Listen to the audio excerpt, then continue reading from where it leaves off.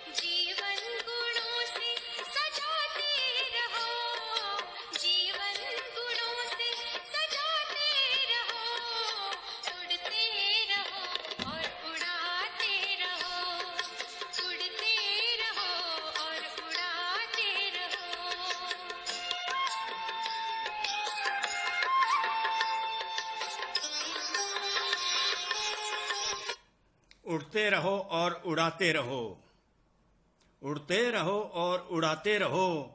तो आज की मुरली का जो टॉपिक है उड़ती कला से सर्व का भला। ये रिवाइज्ड कोर्स की मुरली है, 20/2/1986 की है और आज डेट जो है 5 जुलाई 2020 है। इससे पहले कि हम उड़ती कला से सर्व का भला लें, जैसे जैसे ये संगम युग का, कल्याणकारी संगम युग का समय बीतता जाता है, तो पहले 1970s में जब बाबा आते थे तो वो उस समय जो टर्म यूज करते थे चढ़ती कला सर्व का भला। पर जैसे जैसे समय बीतता जाता है तो बाबा जो है टर्म्स बदलते जाते हैं, उसको अपग्रेड करते हैं अपनी टर्म्स को, और चढ़ती कला को उन्होंने बोल दिया उड़ती कला सर्व का भला। तो to catch the time by the forelock, बाबा चढ़ती कला से उड़ती कला में बदल गए। तो उन्होंने कह दिया उड़ती कला सर्व का भला। पर इससे पहले कि हम उड़ती कला की ओर जाएं, जो 70s में मुरली चली चढ़ती कला सर्व का भला, उसका थोड़ा सा रेफरेंस हम चलाएंगे। तो 77 की ये मुरली है, उसका टॉपिक था चढ़ती कला सर्व का भला। चढ़ती कला से सर्व का भला कैसे हो जाता है संगम युग में?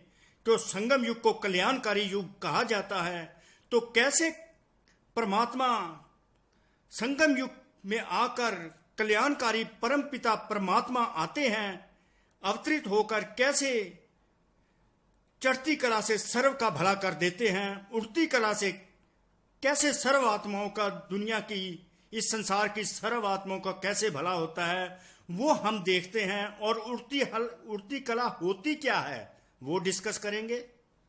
चढ़ती कला क्या, चढ़ती कला से कैसे सर्व का भला होता है, उड़ती कला से कैसे सर्व का भला होता है, उड़ती कला होती क्या है, उड़ती कला हम कैसे जा सकते हैं, उड़ती कला में हमें क्यों रहना चाहिए, ये सारा मंथन किया हुआ है।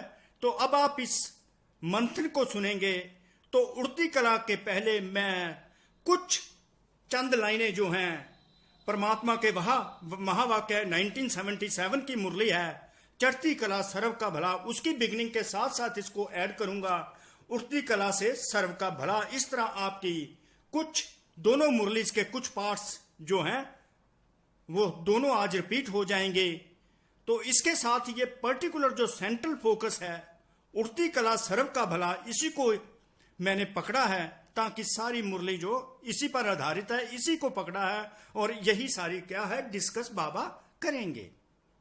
तो बाबा जिनको हम परमपिता परमात्मा शिव कल्याणकारी कहते हैं, तो सदा कल्याणकारी शिव अपने बच्चों से क्या बोलते हैं, वो क्या बोलते हैं, वो कहते हैं सभी समय के प्रमाण स्वयं को चढ़ती कला में हर सेकंड व संकल्प में अनुभव करते हो क्या। सभी समय के प्रमाण स्वयं को चढ़ती कला में हर सेकंड व संकल्प में अनुभव करते हो क्या। क्वेश्चन कर दिया बाबा ने आते ही, अपने बच्चों प्रति क्वेश्चन कर दिया कि हर संकल्प में हर सेकंड में अपने आप को चढ़ती कला में एक्सपीरियंस करते हो। This is one question put to the children by the God. क्योंकि यह तो सब जानते हो कि यह छोटा सा संगम युग चढ़ती कला का युग है। इस युग को व समय को ड्रामानुसार वरदान मिला हुआ है, चढ़ती कला सर्व का भला, और कोई भी युग को ऐसा वरदान प्राप्त नहीं है।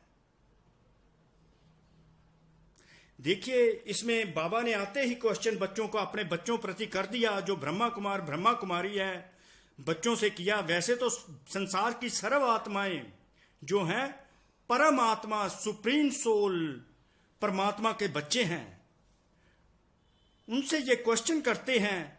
है चारों ओर की आत्माओं के सामने ये क्वेश्चन है, पर पर्टिकुलरली इस समय क्या है, ब्रह्मा कुमार ब्रह्मा कुमारी सामने उनके बैठे हैं, उनको ये एड्रेस करके क्वेश्चंस पूछते हैं कि क्या सब अपने आप को चढ़ती कला में हर सेकंड व हर संकल्प में एक्सपीरियंस करते हो।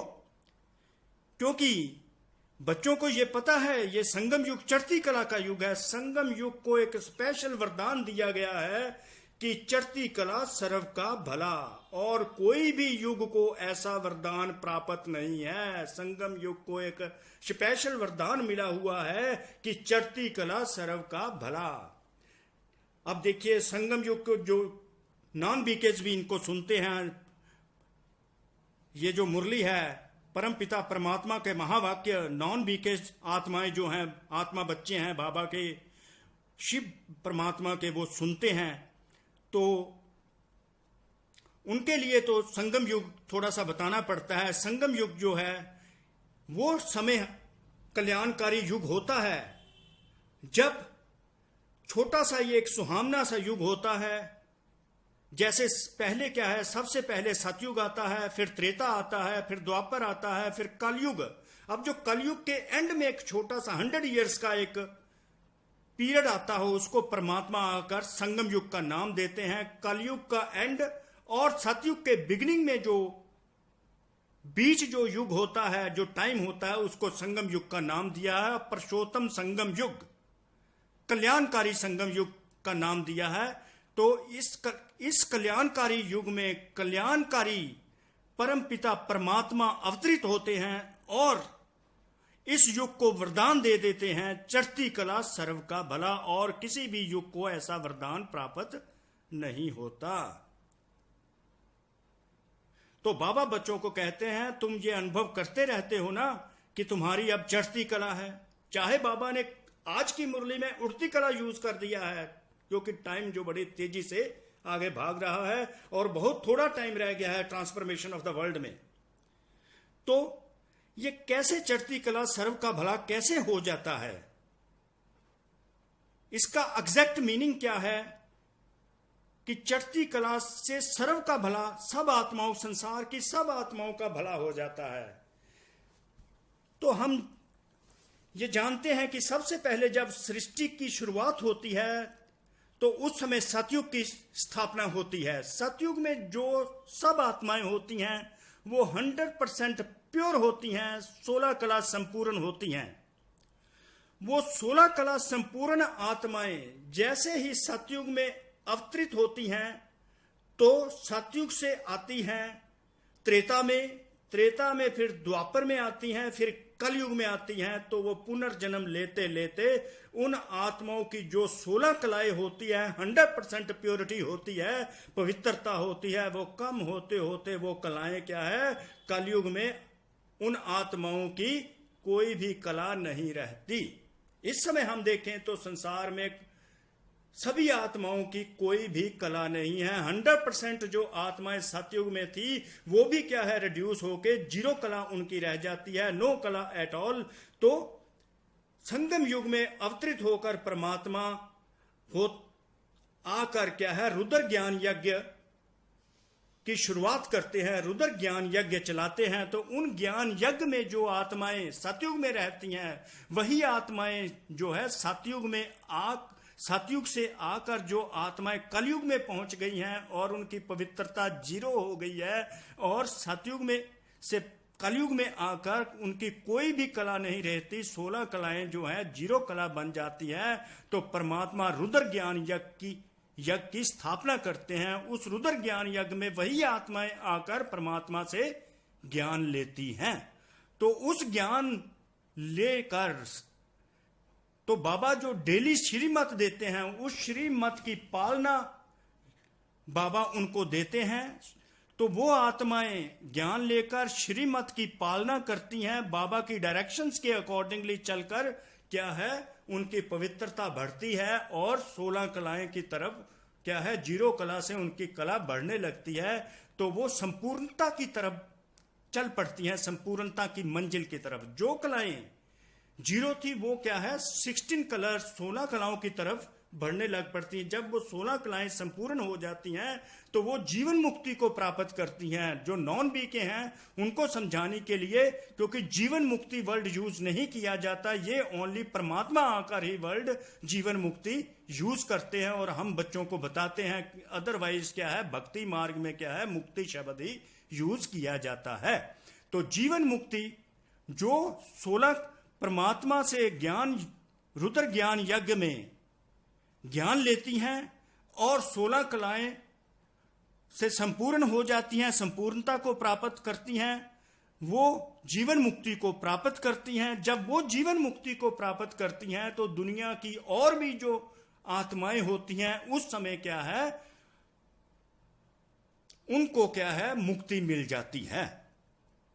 जो परमात्मा के जो स्पेशल बच्चे हैं जिन्होंने परमात्मा की श्रीमत को फॉलो किया और अपने को 0 कला से 16 कला की तरफ बढ़ाकर अपने आप को संपूर्णता को प्राप्त करते हैं, उनको जीवन मुक्ति मिलती है। और अन्य आत्माएं जो दुनिया की हैं उनको मुक्ति मिल जाती है। इस तरह संगम युग कल्याणकारी युग कहा जाता है, जिसमें ये जो बच्चे हैं जिन्होंने ज्ञान लिया होता है उनके ज्ञान लेकर संपूर्णता की प्राप्ति 100% प्योर होने के बाद अन्य आत्माओं को भी मुक्ति मिल जाती है, वो परम धाम शांति धाम में चली जाती हैं। तो आप बच्चों को प्राप्त होती है जीवन मुक्ति, जो बाबा की श्रीमत पर चलते हैं, परमात्मा की श्रीमत पर चलते हैं, परमात्मा से ज्ञान लेते हैं। आपकी एक तरफ आधार मूर्त आत्माएं जो हो, आप जो आधार मूर्त बन जाते हो, आपकी जीवन मुक्ति अन्य आत्माओं की क्या बन जाती है, मुक्ति बन जाती है। इस तरह चढ़ती कला से सर्व का भला हो जाता है। यह है इसका एक्सप्लेनेशन। फर्दर इसका एक्सप्लेनेशन फिर आएगा, बाद में उड़ती कला भी लेंगे। आगे बाबा बोले, यह विशेषता धर्माऊ युग भी है। ये जो कल्याणकारी संगम युग है, जब परमात्मा अवतरित होते हैं, इसको धर्माऊ युग भी कहते हैं। परमात्मा कहते हैं इसको धर्माऊ युग भी कहते हैं। अर्थात यथार्थ धर्म और यथार्थ कर्म करने वाली श्रेष्ठ आत्माएं इस धर्माऊ युग में पाठ बजाती हैं। धर्म सत्ता, राज्य सत्ता, विज्ञान की सत्ता, सर्व सत्ताएं इस युग में ही अपना विशेष पाठ दिखाती हैं। अर्थात इस समय ही तीनों सत्ताएं आत्माओं को प्राप्त होती हैं। ऐसे समय के विशेष पाठधारी कौन हैं? स्वयं को ऐसे समय पर श्रेष्ठ पाठधारी समझते हो? तो इसके बारे में क्या है कि इस जो संगम युगी कल्याणकारी संगम युग है, इसको धर्माऊ युग भी कहते हैं। धर्माऊ युग मतलब इसका यह हो गया कि धर्म का इस समय धर्म, जब परमात्मा आकर एक धर्म की स्थापना शुरू कर देते हैं, एक धर्म, देवी देवता धर्म की स्थापना शुरू कर रहे हैं आप परमात्मा, तो उस समय क्या होता है, उसको धर्माऊ युग भी कह देते हैं। कल्याणकारी संगम युग को धर्माऊ मतलब धर्माऊ मतलब धर्म का राज्य हो जाता है। तो इस धर्म के राज्य में आत्माएं, धर्म मीन धारणा, इस समय उस देवी देवता धर्म के अनुसार जिसकी आकर परमात्मा स्थापना शुरू करते हैं, तो देवी गुणों की धारणा बाबा के बच्चे शुरू कर देते हैं। तो धर्माऊ अर्थात धर्म अर्थात धारणा। धारणा किसकी? देवी गुणों की धारणा शुरू हो जाती है। देवी गुणों की जब धारणा शुरू करते हैं, तो ये श्रेष्ठ आत्माएं, जो आप परमात्मा के स्पेशल बच्चे जो ज्ञान लेते हैं परमात्मा से और उसके श्रीमत पर चलते हैं, सुसाथ देवी गुण धारण करने लग पड़ते हैं। तो जिसके कारण इसको धर्माऊ युग कहा जाता है। धारणा शुरू कर देते हैं देवी गुणों के साथ ही डिवाइन क्वालिटीज की धारणा शुरू कर देते हैं। और इसी समय पर, इसी संगम युग के धर्माऊ समय पर धर्म सत्ता, राज्य सत्ता, विज्ञान की सत्ता, सर्व सत्ताएं इस युग में ही अपना विशेष पाठ दिखाती हैं। जो तीनों सत्ताएं हैं, धर्म सत्ता, राज्य सत्ता, विज्ञान सत्ता, ये चरम सीमा पर अपना काम कर रही होती हैं। अब देखें कि राज्य सत्ता जो धर्म सत्ता, ये बिल्कुल ही अलग अलग है। राज्य सत्ता में धर्म सत्ता की कोई इन्वॉल्वमेंट नहीं है, धर्म सत्ता में राज्य सत्ता की कोई इन्वॉल्वमेंट नहीं है, क्योंकि धर्म सत्ता और राज्य सत्ता जो दोनों इकट्ठी एक के पास बस सतयुग में ही होती हैं, एक व्यक्ति के पास होती हैं। जो विषम महाराजन होता है उसी के पास धर्म सत्ता और राज्य सत्ता दोनों इकट्ठी होती हैं। जो राज्य चलाया जाता है वो धर्म के अनुसार चलाया जाता है, पर आज के दिन पर जो राज्य चलाए जाते हैं यहाँ पर हिंदुस्तान में, वहां पर भारत में जो आज राज्य चल रहा है वो धर्म सत्ता के अनुसार नहीं चलता। जबकि सतयुग में जो राज्य किया जाता है, सतयुग में जो राज्य किया जाता है वो धर्म के अनुसार किया जाता है। और एक ही व्यक्ति के पास राज्य सत्ता होती है, एक के पास ही धर्म सत्ता होती है। फिर द्वापर में आकर क्या है, धर्म सत्ता और राज्य सत्ता दोनों एक दूसरे से अलग हो जाती हैं। तो आज की डेट में भी धर्म सत्ता राज्य सत्ता से सेपरेट है, अलग अलग हैं।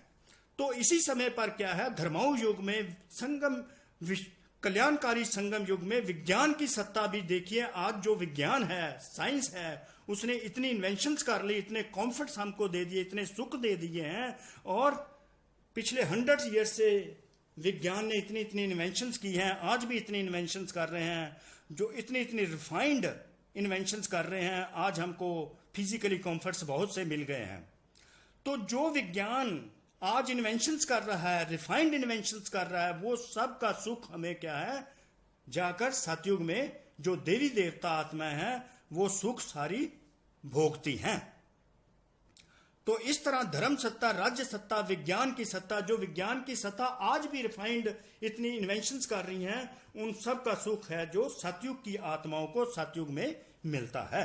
तो जैसे क्या है, हमने पीछे रामायण टीवी में आती थी, उसमें हमने देखा कि कैसे श्री रामचंद्र सीता वापिस आ रहे हैं, पुष्पक विमान में कैसे वो वनवास काटकर आ रहे हैं, कैसा सुंदर पुष्पक विमान था। वो साइंस की ही क्या है, एक इन्वेंशन है जो संगम युग में साइंटिस्ट करते हैं।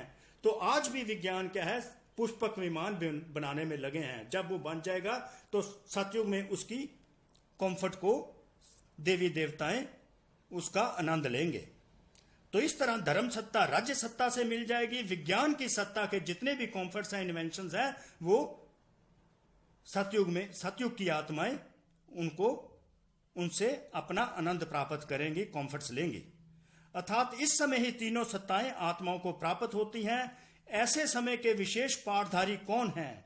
स्वयं को ऐसे समय पर श्रेष्ठ पाठधारी समझते हो?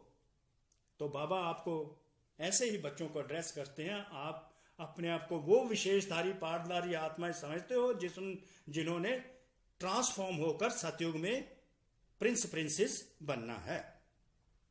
तो फर्दर बाबा क्या बोले, चढ़ती कला का आधार आप विशेष आत्माओं के ऊपर है। आधार मूर्त बनाने लगे हैं बाबा। अब आपको देखिए कितनी साथ साथ, एक तो चढ़ती कला का आधार, आपको आधार मूर्त बनाने लगे हैं। एक किस्म की आपके पास ऊपर एक रिस्पॉन्सिबिलिटी बाबा डालने लगे हैं। चढ़ती कला का आधार आप विशेष आत्माओं के ऊपर है। आपकी चढ़ती कला से ही सर्व आत्माओं का भला अर्थात कल्याण होता है। सर्व आत्माओं की बहुत समय की आशाएं मुक्ति को प्राप्त करने की, नोट कीजिए, सर्व आत्माओं की बहुत समय की आशाएं मुक्ति को प्राप्त करने आपकी चढ़ती कला के आधार से ही पूर्ण होती हैं। बाबा बोले, परम पिता परमात्मा विश्व कल्याणकारी बोले, चढ़ती कला का आधार आप विशेष आत्माओं के ऊपर है। एंड ऑफ द सृष्टि, जैसे कि ये परमात्मा कहते हैं, this is the end of the सृष्टि, transformation of the old world to the new world is at hand. तो अब क्या है, चढ़ती कला का आधार आप सब बच्चे हो, आप विशेष आत्माएं हो।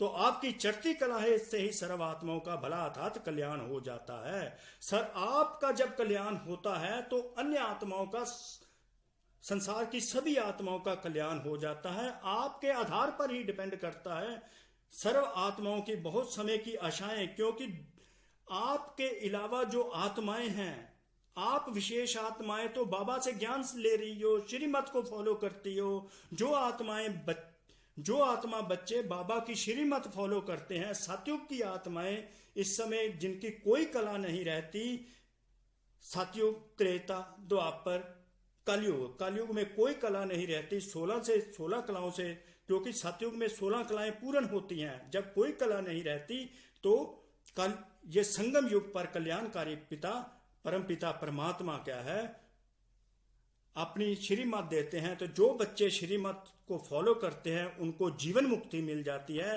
बाकी जो सर्व आत्माएं हैं, जो भक्ति काल में जो परमात्मा के प्रति श्रद्धा रखते हैं, भावना रखते हैं और मुक्ति मांगते हैं, वो जीवन मुक्ति का नाम नहीं लेते।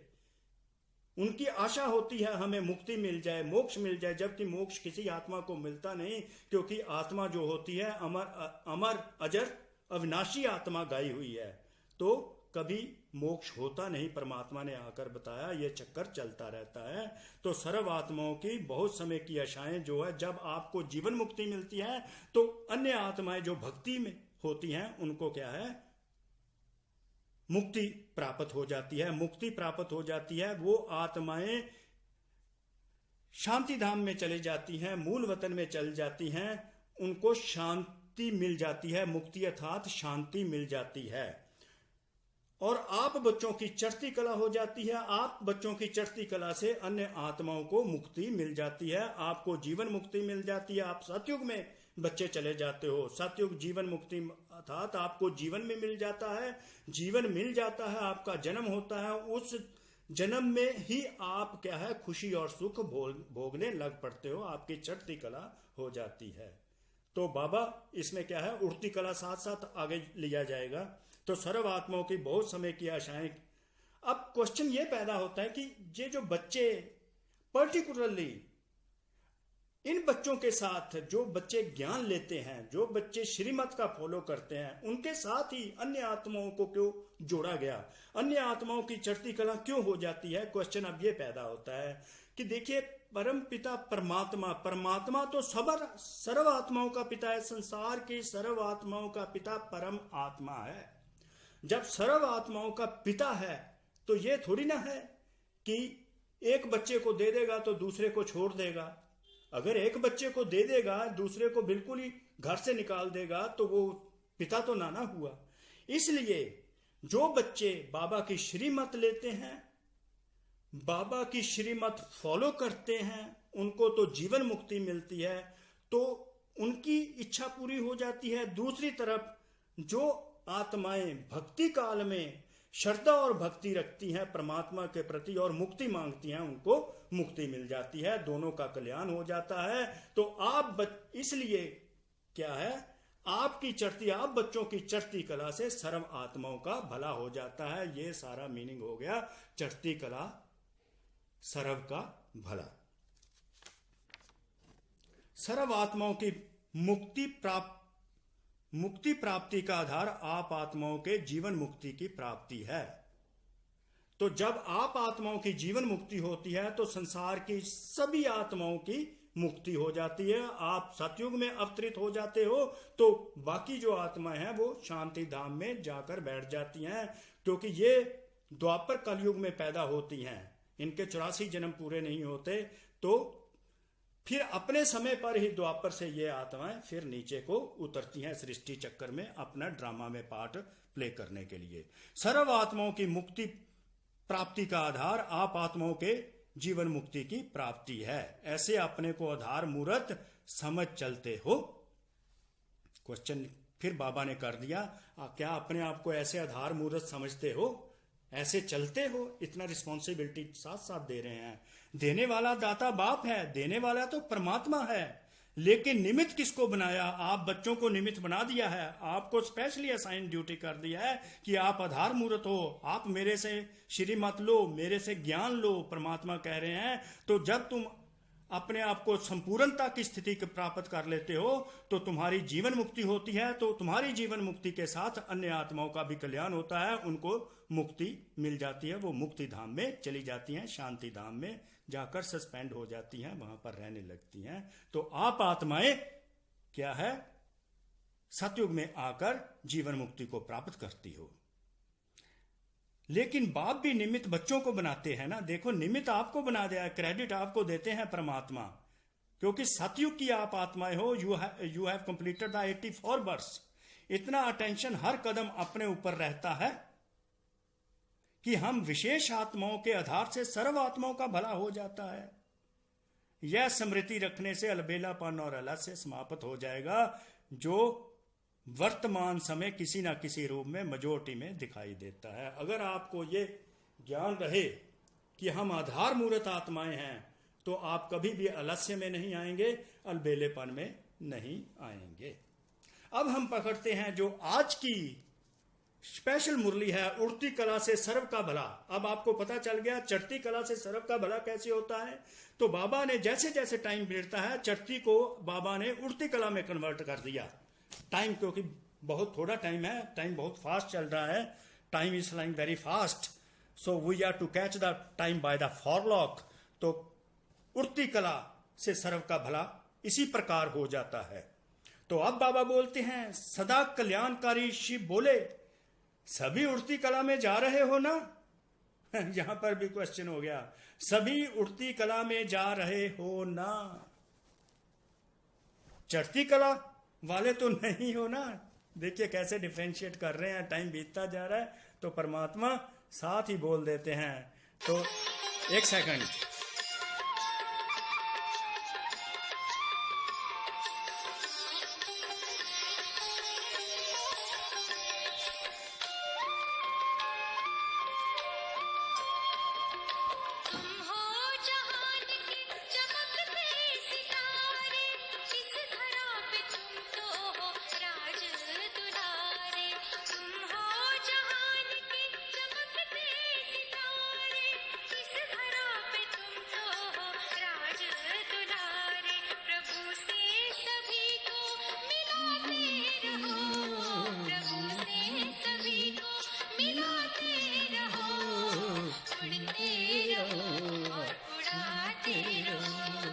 उड़ते रहो उड़ाते रहो।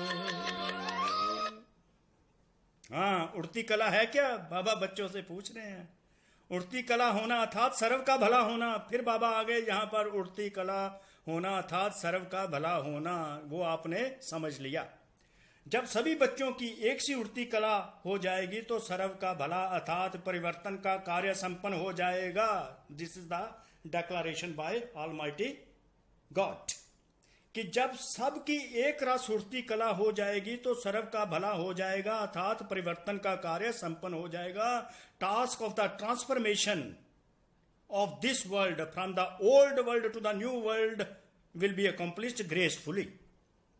अभी उड़ती कला है, लेकिन उड़ती कला के साथ साथ स्टेजेस भी हैं। कभी बहुत अच्छी स्टेज है और कभी कभी स्टेज बनाने के लिए पुरुषार्थ करने की स्टेज आ जाती है। कैसे फ्लक्चुएशन आती है, कभी तो बाबा कहते बहुत उड़ना लगते हो, कभी एकदम नीचे गिर जाते हो, फिर पुरुषार्थ करके उड़ती कला की तरफ जाते हो। साथ साथ बाबा बताते जाते हैं बच्चों की स्टेज क्या है, पोजीशन क्या है। सदा और मेजोरिटी की उड़ती कला होना अर्थात समाप्ति होना, संपूर्णता हो जाएगी। सब आत्माओं की संपूर्णता हो जाएगी तो परिवर्तन हो जाएगा। From the old world to the new world, सत्य कलयुग से सतयुग की स्थापना हो जाएगी। प्रोवाइडेड आत्माएं संपूर्ण होंगी तो बाबा का सारा ज्ञान उड़ती कला का ज्ञान है, अर्थात समाप्ति हो जाएगी, परिवर्तन का कार्य संपन्न हो जाएगा। अभी बच्चे जानते हैं कि उड़ती कला ही श्रेष्ठ स्थिति है, उड़ती कला ही कर्माती स्थिति को प्राप्त करने की स्थिति है। उड़ती कला ही श्रेष्ठ स्थिति है। कैसे श्रेष्ठ स्थिति है? अब देखिए, ये बात आती है उड़ती कला की, पर यहां पर क्या बात है कि उड़ती कला एक्चुअली होती क्या है। जब बच्चों को पता ही नहीं होगा कि उड़ती कला होती क्या है तो अनुभव क्या करेंगे? तो उड़ती कला की डेफिनेशन को जानना बहुत ही आवश्यक है। तो इसलिए उड़ती कला की डेफिनेशन जो है वो ये है, इसको जान लीजिए, नोट भी कर लीजिए कि उड़ती कला होती क्या है। जब तक हमें ये ज्ञान ही नहीं होगा तो हम उड़ती कला में कैसे उड़ेंगे? बाबा ने क्वेश्चन तो कर दिया, उड़ती कला में हो ना। अब हमें पता लगाना है कि उड़ती कला होती क्या है। आप इसको नोट डाउन भी कर सकते हैं, उड़ती कला होती क्या है। शरीर रूपी उड़ती कला, जब आत्मा रूपी पंछी, आत्मा तो एक पंछी है ना, जब आत्मा रूपी पंछी इस शरीर रूपी ढाल से, इस देह रूपी ढाल से एक सेकंड में न्यारा हो परम धाम में परमात्मा की याद में बैठ जाता है और तपस्या करने लगता है, लगन में मगन हो जाता है, तो ऐसी स्थिति को क्या कहते हैं? ऐसी स्थिति को हम क्या है? उड़ती कला कहते हैं। मैं फिर रिपीट करता हूं, उड़ती कला की डेफिनेशन क्या है, इसको नोट भी कर सकते हैं। शरीर आत्मा रूपी पंछी जब इस शरीर रूपी ढाल से एक सेकंड में न्यारा होकर अपने परम धाम, अपने घर में, अपने सुंदर घर में जाकर परमात्मा की याद में बैठ जाता है, उनके पास बैठ जाता है और लगन में मगन हो जाता है, तो उस स्थिति को हम क्या कहते हैं? उड़ती कला। ये उड़ती कला की डेफिनेशन है। क्योंकि उड़ती कला है तो हमारा उड़ता पंछी जो अंदर बैठा है, आत्मा पंछी बैठा, उसको उड़ना पड़ेगा। शरीर रूपी ढाल से आत्मा रूपी पंछी जब इस शरीर रूपी ढाल से एक सेकंड में न्यारा होकर परमात्मा की याद में परम धाम में जाकर उनके सामने बैठ जाता है और तपस्या करने लगता है, लगन में मगन हो जाता है, अति इंद्रिय सुख की प्राप्ति में मस्त हो जाता है, तो इसको कहते हैं उड़ती कला। अब आपको उड़ती कला का पता चल गया, ये है उड़ती कला। तो जो उड़ती कला बाकी बाद में देखते हैं साथ साथ एक्सप्लेनेशन के, क्योंकि फिर ज्यादा बढ़ जाता है तो आप पता नहीं इतनी लंबी मुरली सुनते हो कि नहीं। तो ये हो गया एक्सप्लेनेशन इसका, इसकी डेफिनेशन हो गई। तो अब देखिए, उड़ती कला ही श्रेष्ठ स्थिति है। बाबा बोले ये श्रेष्ठ स्थिति कैसे बनती है? जैसे एक सेकंड में इस शरीर रूपी ढाल से आत्मा रूपी पंछी निकलकर परम धाम में अपने परम पिता परमात्मा निराकार परम पिता परमात्मा के सामने जब जाकर बैठ जाता है, तो अति इंद्रिय सुख की प्राप्ति उसे अनुभव होने लगती है। जो अति इंद्रिय सुख की प्राप्ति होती है वो मोस्ट गोल्डन मोमेंट्स हमारे लाइफ के होते हैं। सबसे सुंदर जो हमारे मोमेंट्स होते हैं जिंदगी के, सारी जिंदगी में अगर कोई क्वेश्चन करे कि आपके बेस्ट मोमेंट्स क्या थे, आपके गोल्डन पीरियड क्या था, वो वही पीरियड होता है जब आप परमात्मा के सामने एक सेकंड में आपका उड़ता पंछी उतर कर इस शरीर रूपी ढाल से निकलकर परमात्मा के सामने बैठकर तपस्या में बैठ जाता है। तो आपको जो अति इंद्रिय सुख की प्राप्ति होती है वो आपका गोल्डन पीरियड होता है, गोल्डन स्थिति बन जाती है। तभी परमात्मा कहते हैं उड़ती कला ही श्रेष्ठ स्थिति है, क्योंकि अति इंद्रिय सुख की प्राप्ति होती है। यह कल्याणकारी संगम युग को ही वरदान है कि परमात्मा के बच्चों को अति इंद्रिय सुख की प्राप्ति होती है। ना ही सतयुग में, ना ही कलयुग में, ना ही द्वापर में, ना ही त्रेता में, किसी युग में भी अति इंद्रिय सुख की प्राप्ति नहीं होती। अगर अति इंद्रिय सुख की प्राप्ति होती है कल्याणकारी संगम युग में ही ये एक्सपीरियंस, ये अनुभव बच्चों को परमात्मा करवाते हैं। इसीलिए उड़ती कला को क्या है, श्रेष्ठ स्थिति कह दिया गया। उड़ती कला ही कर्मातीत स्थिति को प्राप्त करने की स्थिति है। जब आत्मा अतीन्द्रिय सुख में होती है वही कर्मातीत स्थिति बनती है। कर्मातीत स्थिति अर्थात 100% सोल कॉन्शियसनेस पोजीशन और कंडीशन ऑफ द सोल कर्मातीत स्थिति को भी प्राप्त करती है। बॉडी का एहसास ही नहीं रहता, ओनली आत्मा, बच्चा अपने को आत्मा ही समझता है। उड़ती कला ही देश में रहते देश से न्यारी और सदा बाप और सेवा में प्यारेपन की स्थिति है। उड़ती कला ही, देखो, उड़ती कला ही देह में रहते देह से न्यारी और सदा बाप और सेवा में प्यारेपन की स्थिति है। देह, उड़ती कला ही देह में रहते देह से न्यारी और सदा बाप मतलब भगवान और सेवा में प्यारेपन की स्थिति है। तो यहां बहुत ही एक सुंदर सी है, मैं सीनियर से ही ये बात सीखी है। तो इसके साथ आप ये इसको भी याद रखना, क्योंकि ये जो है महावाक्य इसके साथ लगता है। जितना रहेंगे देह से न्यारा और परमात्म प्यारा, उतना चमकेगा हमारे भाग्य का सितारा। जितना रहेंगे देह से न्यारा और परमात्म प्यारा, उतना चमकेगा हमारा भाग्य का सितारा।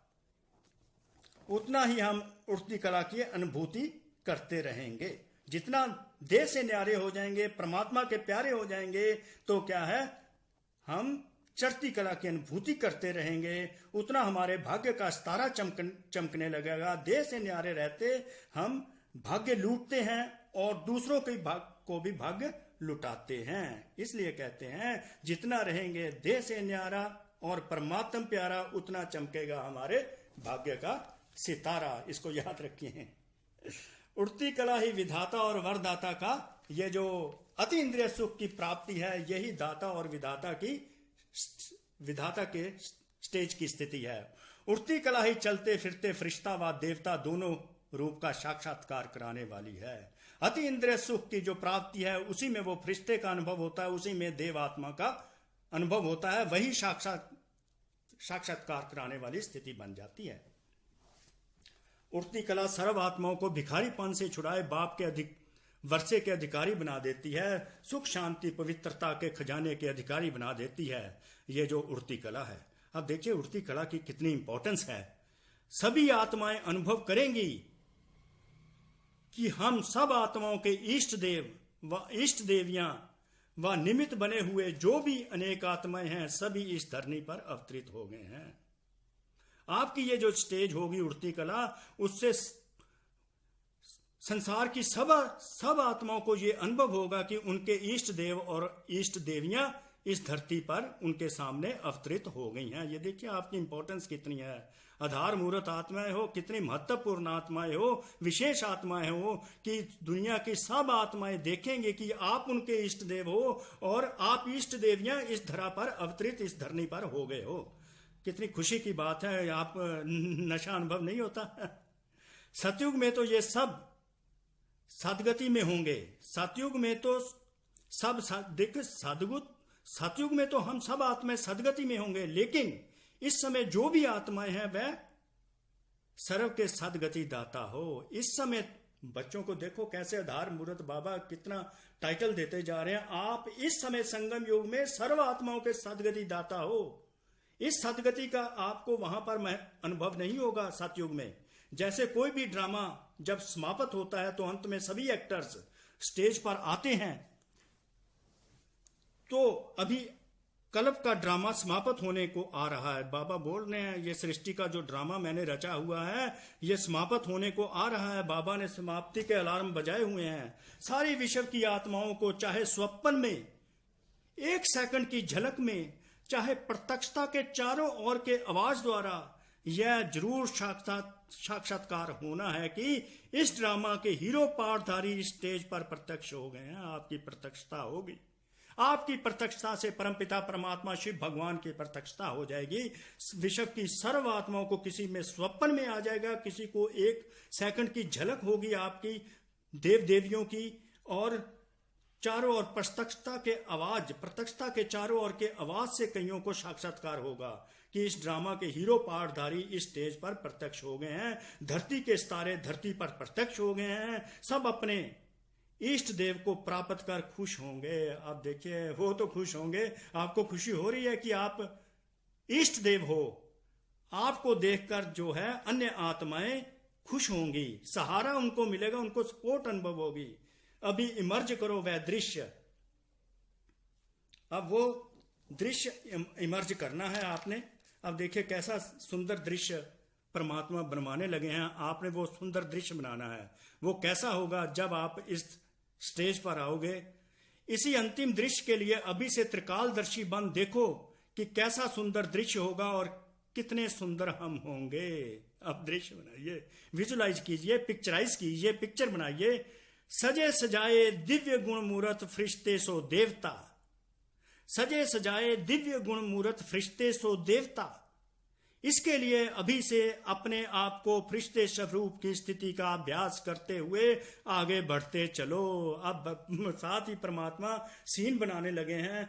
आप अपने सामने ये सीन बनाइए कि आप अपने आप को दिव्य गुणों से सजे हुए हैं। आपका फरिश्ते से आप कन्वर्ट देवता में हो रहे हैं। तो ऐसे ही अपने आप को ये इस स्थिति का अभ्यास करते हुए चलना है। किस स्थिति का? सजे सजाए दिव्य गुण मूरत फरिश्ते से देवता। इसका अभ्यास लंबे समय का करना है। इसको पिक्चराइज कीजिए और देखिए ये गुण मूरत दुनिया वालों को दिखाई देगी तो वो कहेंगे हमारे इष्ट देव आ गए, उनको खुशी प्राप्त होगी। तो आपको भी तो खुशी हो रही है ना। जो 4 सब्जेक्ट हैं, ज्ञान मूरत, निरंतर याद मूरत, सर्व दिव्य गुण मूरत, एक दिव्य गुण मूरत की भी कमी होगी तो 16 कलाएं संपन्न नहीं कहेंगे। देख लिए 16 कलाओं में से एक भी अगर दिव्य गुण की कमी होगी तो 16 कलाएं आपको नहीं कहा जाएगा। बाबा कैसे आपको कोशिश कर रहे हैं, अलर्ट कर रहे हैं। मोस्ट एक्यूरेट 16 कला संपन्न शब्द देखिए। 16 कला संपन्न, सर्व और संपूर्ण, ये तीनों महिमा है आप बच्चों की। संपन्न, सर्व और संपूर्ण। सर्वगुण संपन्न कहते हो, संपूर्ण निर्विकारी कहते हो, मतलब टोटल पवित्र, और 16 कला संपन्न कहते हो। तीनों विशेषताएं चाहिए। 16 कला अर्थात संपन्न भी चाहिए, संपूर्ण भी चाहिए, सर्व भी चाहिए। तो यह चेक करो, इसमें बहुत काल की उड़ती कला के पुरुषार्थ की जरूरत है। बहुत काल के उड़ती कला के पुरुषार्थ की जरूरत है। देखिए 16 कला संपूर्ण बनना है, एक गुण भी कम नहीं होना चाहिए। संपूर्ण निर्विकारी बनना है, बड़े लंबे समय का अभ्यास होना चाहिए।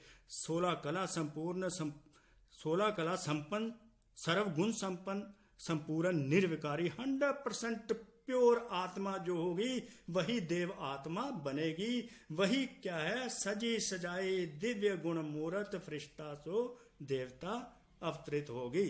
वही विश्व महाराजन सतयुग में बनेगी। तो आप अपने आप को चेक करते रहो। इसमें बहुत काल के पुरुषार्थ की जरूरत है उड़ती कला के, तभी बहुत काल का राज्य भाग प्राप्त करने के अधिकारी बनेंगे। नहीं तो बहुत काल का राज्य भाग बदल कुछ कम राज्य भाग प्राप्त करने के अधिकारी बनेंगे। 2-4 जन्म भी कम हुआ तो बहुत काल में गिनती नहीं होगी। पहला जन्म हो, पहला प्रकृति का श्रेष्ठ सुख हो। देखिए, पहला जन्म बाबा कह रहे हैं पहले जन्म में आओ और पहला ही जो प्रकृति का सुख है उसको भोगो। वन वन हो, वन वन वन हो, सब में वन हो। बाबा नंबर 1 पर आपको लाने के लिए कितना मेहनत करते हैं आप बच्चों के लिए। उसके लिए क्या करना पड़ेगा साथ ये भी बताने लगे हैं। सेवा भी नंबर 1, स्थिति भी नंबर 1। सेवा भी नंबर 1 करो, अपनी स्थिति भी जो है नंबर 1 बना के रखो। जब सेवा करते तो क्या होता है, इससे दुआओं का खजाना जमा होता है, तो नेक्स्ट जन्म की प्रलाब्धि भी बनती है। तो इसलिए दुआओं का खजाना जमा करते रहो, तभी उड़ते रहोगे।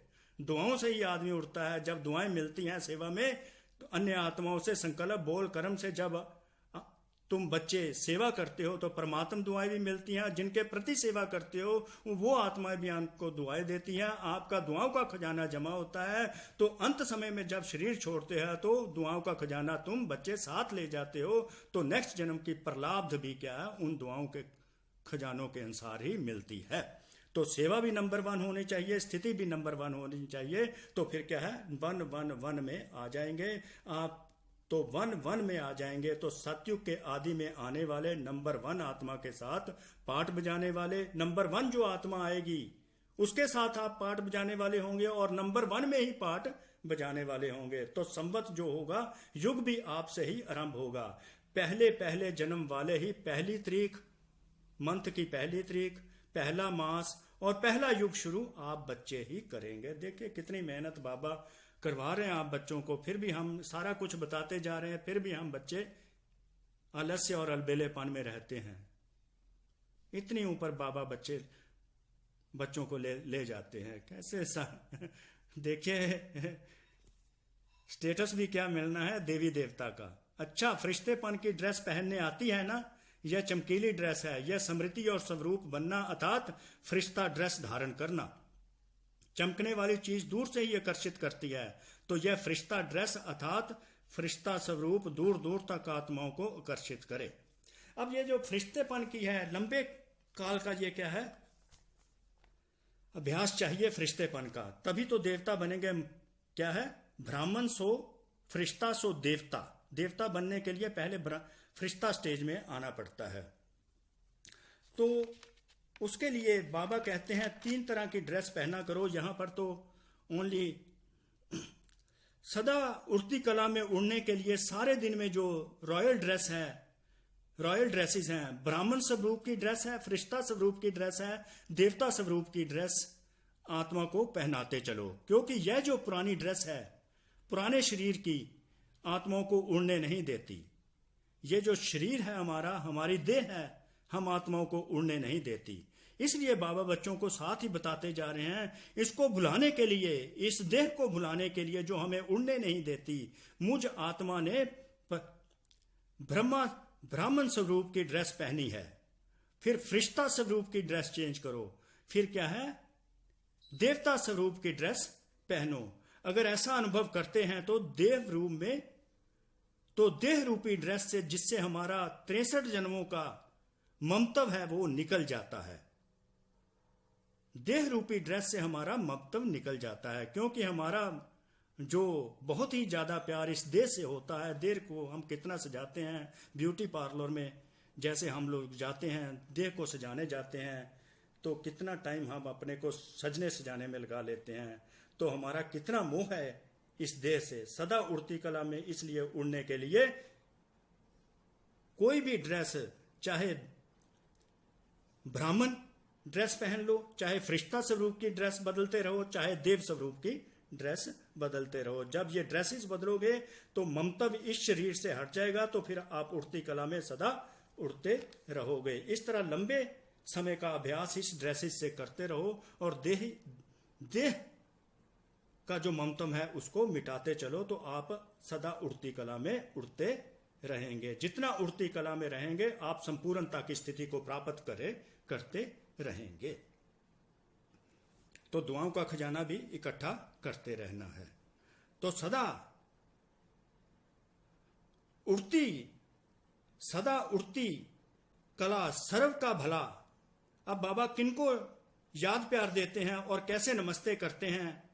सदा उड़ती कला सर्व का भला स्थिति में स्थित रहने वाले, सदा समय को फरिश्ता अनुभव करने वाले, सदा विश्व के आगे इष्ट देव रूप में प्रत्यक्ष होने वाले देव आत्मा, सदा स्वयं को विशेष आत्मा समझ औरों को भी विशेषता का अनुभव कराने वाले विशेष आत्माओं को परम पिता परमात्मा बाप दादा का याद प्यार और नमस्ते। इसको अनुभव कीजिए, परमात्मा आपको याद प्यार कर रहे हैं और नमस्ते कर रहे हैं। याद प्यार भी देते हैं, बच्चों को नमस्ते भी बाबा करते हैं, बच्चों को नमस्ते करते हैं निरहंकारी। सुनिए, फिर बात में शुरू करते हैं, रिज्यूम करेंगे।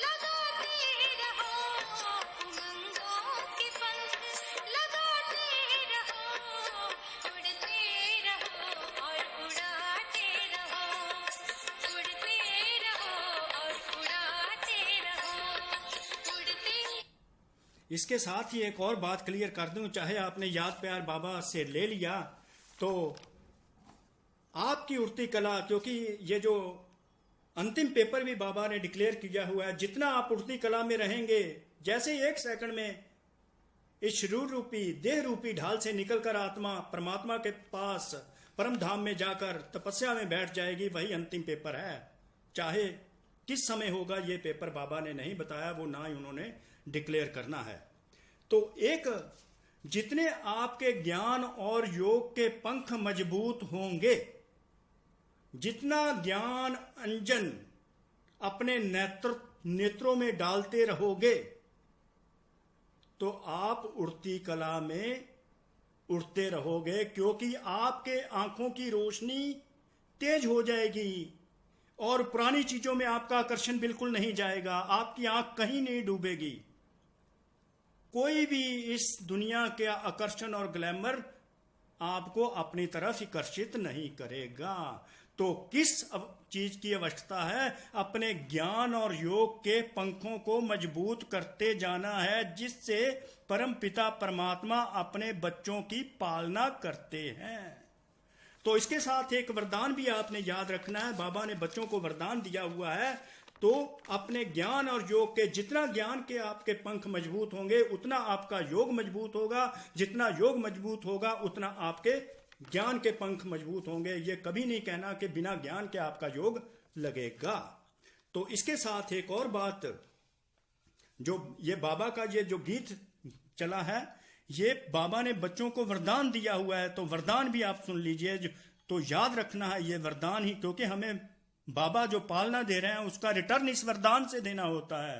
बाबा ने अपने बच्चों प्रति ये भी बोला हुआ है, उड़ता पंछी बन, तुम्हारी रिटर्न यही है। बाबा की पालना के प्रति तुम्हारी रिटर्न यही है बच्चों, कि उड़ता पंछी बन, सदा उड़ती कला में उड़ते रहो और उड़ाते रहो, जैसे कि ये गीत बना हुआ है, ये एक्चुअली वरदान है। तो इस तरह आगे बाबा ने बच्चों प्रति क्या है वरदान भी दिया। तो वरदान मैं बोल देता हूं, बाकी आपकी मुरली तो सब हो गई है। तो वरदान बाबा ने दिया, बाप की छत्र छाया के अनुभव द्वारा विघ्न विनाशक की डिग्री लेने वाले अनुभवी मूर्त भाव। जहां बाप है वहां कोई कुछ भी नहीं कर सकता। कितनी प्रोटेक्शन दे दी। जहां परमात्मा है वहां हम आत्माओं का कोई भी कुछ नहीं कर सकता। यह साथ का अनुभवी छत्र छाया बन जाता है। बाप की जो याद है वही बाप उस समय ही हमारे साथ होता है। ये जो याद है उनकी वही छत्र छाया का अनुभव कराती है। बाप दादा बच्चों की सदा रक्षा करते हैं। देख के कैसे बताते जा रहे हैं, हमारी हमेशा रक्षा करते हैं परमात्मा की याद हमारी छत्र छाया बन जाती है। पेपर आते हैं, डिफिकल्टीज आती हैं, क्राइसिस आती हैं, आप लोगों को अनुभवी बनाने के लिए आती हैं। बाबा कहते हैं मैं तुमको अनुभवी बनाने के लिए पेपर देता हूं, डिफिकल्टीज देता हूं, क्राइसिस सिचुएशंस देता हूं। इसलिए इस सदैव समझना चाहिए कि ये पेपर क्लास आगे बढ़ाने के लिए आ रहे हैं। मतलब ये पेपर जो क्राइसिस आ रही हैं, डिफिकल्ट सिचुएशंस तुम फेस करते हो, ये तुमको आगे बढ़ाने के लिए हैं, तुम्हारी प्रमोशंस के लिए हैं, तुम्हारी शक्ति बढ़ाने के लिए हैं। इससे ही सदा के लिए तुम फिर विघ्न विनाशक की डिग्री और अनुभव मूर्त बनने का वरदान तुमको मिल जाता है। तुम विघ्न विनाशक भी बन जाते, जो भी विघ्न आते हैं उनको विनाश करते जाते हो अपने अनुभव के, क्योंकि परमात्मा साथ रहते हैं ना, छत्र छाया। आप उनको याद करते हैं, वो आपको सपोर्ट देते रहते हैं, सहारा देते रहते हैं, वो आपकी रक्षा करते रहते हैं। आप विघ्न विनाशक बन जाते हो, अनुभवी मूर्त बन जाते हो। तो क्या है उसके आगे क्या है, नेक्स्ट क्लास में चले जाते हो। यदि अभी कोई थोड़ा शोर करते हैं अभी कोई भी थोड़ा शोर करते हैं, वह विघ्न भी डालते हैं, तो धीरे धीरे वह ठंडे हो जाएंगे। कैसे? यदि अभी कोई थोड़ा शोर भी करते हैं, वह विघ्न भी डालते हैं, तो धीरे धीरे आपे ही ठंडे हो जाएंगे, क्योंकि परमात्मा साथ है। स्लोगन बाबा ने क्या दिया, जो समय पर सहयोगी बनते हैं उन्हें एक का पदम गुना फल मिल जाता है। जो समय पर सहयोगी बनते हैं उन्हें एक का पदम गुना फल मिल जाता है। तो ऐसे बाबा कैसे हमको तैयार करते हैं, कैसे उड़ती कला में ले जाते हैं, ये भी बता दिया। उड़ती कला ही लास्ट पेपर होगा, पर टाइम नहीं उन्होंने बताया। But the time is approaching very fast. जैसे इस दुनिया के हालात बनते जा रहे हैं, तो ऐसे परमात्मा को फिर इस गीत की एक लाइन के साथ याद करते हैं, शांति का अनुभव करते हैं और परमात्मा का थैंक यू भी करते हैं। शुक्रिया करेंगे बाबा का।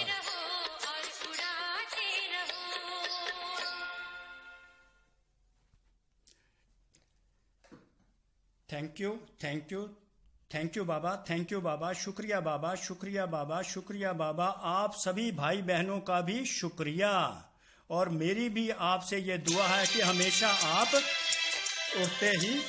उड़ते ही रहो, आप उड़ते ही रहो, सदा खुशियों में नाचते रहो, गाते रहो, आप भी उड़ते रहो, अन्य आत्माओं को भी उड़ाते रहो और संपूर्णता की स्थिति को प्राप्त करते रहो।